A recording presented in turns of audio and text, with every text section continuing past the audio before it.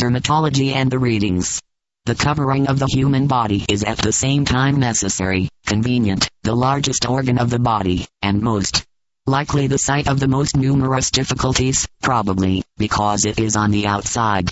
Perhaps the fact that its troubles can be seen accounts for the large number of circulating files on a variety of skin conditions which have been compiled at the A.R.E.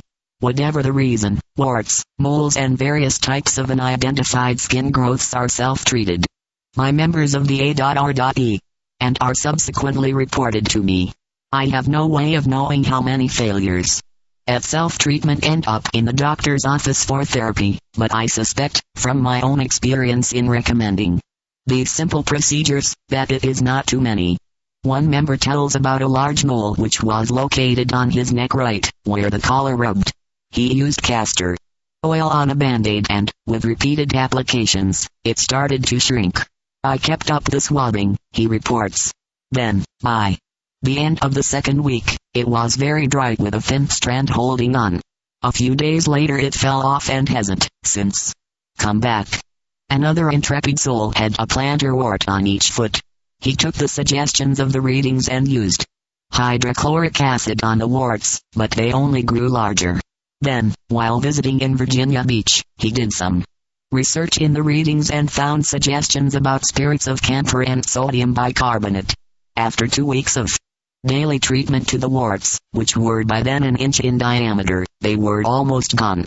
The man also had a 3/16-inch conical-shaped skin lesion, which I think must have been all epithelioma, located on his left cheek. He used the same combination I had used, oil tile plantar wart, and the growth receded but did not disappear. When he stopped the treatment, tile growth reappeared.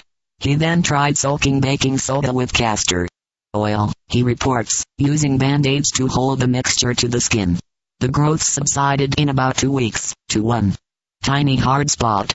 I continued to apply the castor oil soda mixture as a massage, without band-aids, for about 2 months, and eventually the skin became normal. From the circulating file on skin, moles and warts comes this interesting observation. Q.